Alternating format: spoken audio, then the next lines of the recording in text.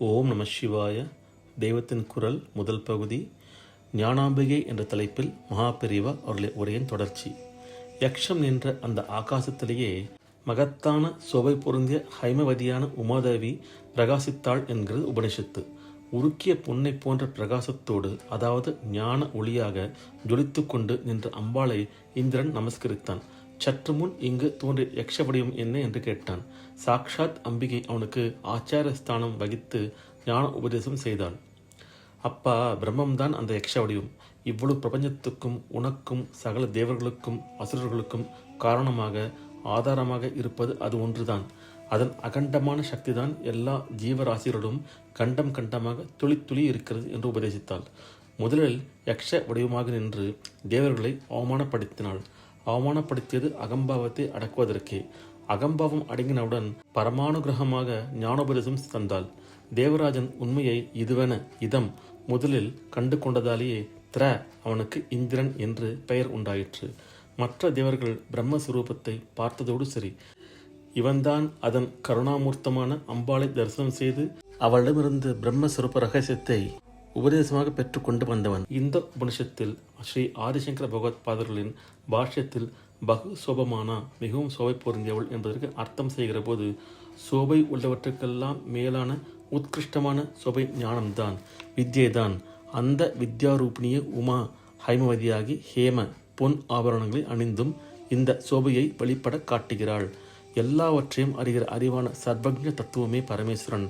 அந்த அறிவோடு இரண்டர சேர்ந்திருக்கிற ஞானஸ்வரூபிணியை அவள் என்கிறார்.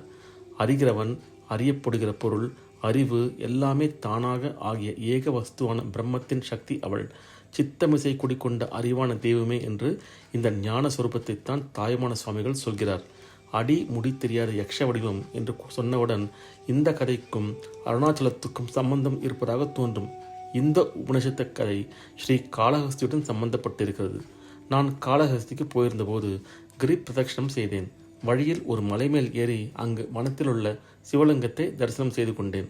அந்த லிங்கம் சகசிரலிங்கம், அதாவது லிங்காகாரமான ஒரே சிலைக்குள் சின்ன சின்னதாக 1000 லிங்கங்கள் வடித்திருக்கும்.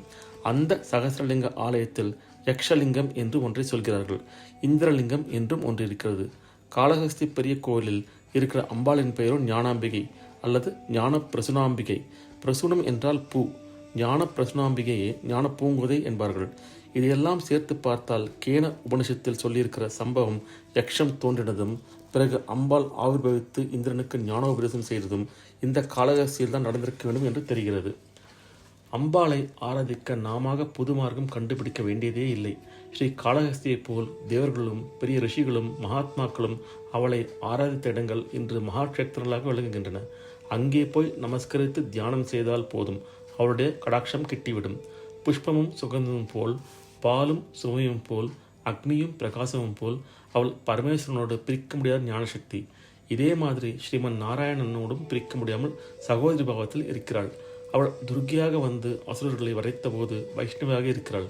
ஸ்ரீ கிருஷ்ண ஜெயந்தின் போதே யசோதையின் கர்ப்பத்திலிருந்து விஷ்ணு மாயையாக இந்த துர்கை அவதரித்தாள். துர்கையை சரத்கால நவராத்திரியில் பூஜிக்கிறோம். கெட்டதை வரைத்தவள் அவள். இந்த சம்ஹாரத்துக்கு பின் நல்லதை வளர்க்க வேண்டும், ஞானத்தை வளர்க்க வேண்டும். ஞானோபதேசம் செய்ய அம்பாள் ஆவிருப்பதையே வசந்த காலத்தில் ஒரு நவராத்திரியாக கொண்டாடுகிறோம். கிருஷ்ணனோடு துர்கை தோன்றின மாதிரி ஸ்ரீ ராமநவமின் போது ஞானாம்பிகை தோன்றினாள். இந்த நவமி முடிய 9 நாட்கள் வசந்த நவராத்திரி எனப்படும்.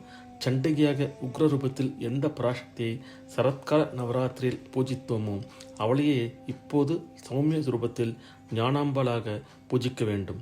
சண்டிகையாகி கெட்டதை சிக்ஷித்தவளே ஞானாம்பிகையாகி நல்லதை உபதேசித்து ரட்சிக்கிறாள். உமா என்பது பிரணவஸ்வரூபம் என்று முன்பே சொன்னேன். நாதமே அவளுக்கு சரீரம் மாதிரி.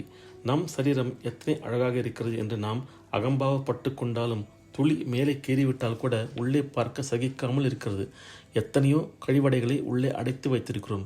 இதற்குள் எங்கே என்று சொல்ல தெரியாமல் அறிவு என்கிற ஒரு மணி இருக்கிறது.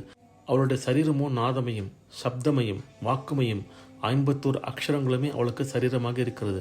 அதில் முழுக்க முழுக்க அறிவே வியாபித்து இருக்கிறது. அந்த அறிவைத்தான் ஞானாம்பிகை என்பது. மாறிக்கொண்டும் அழிந்து கொண்டும் இருப்பவைகளை சத்தியம் என்று நினைக்காமல் மாறாமல் சாஸ்வதமாக உள்ள ஒரே வஸ்துவை அதற்கு வேறாக நான் என்ற தனியாக ஒன்றும் இல்லை என்ற அனுபவத்தில் தெரிந்து கொள்வதுதான் உண்மையான அறிவு. இந்த அறிவை தருகிற பராசக்தி ஞானாம்பிகையாகி திவ்ய மங்கள ஸ்வரூபிணியாக விளங்குகிறாள். அவளை எந்நாளும் தியானம் செய்து அனுகிரகம் பெறுவோம். ஓம் நம சிவாய.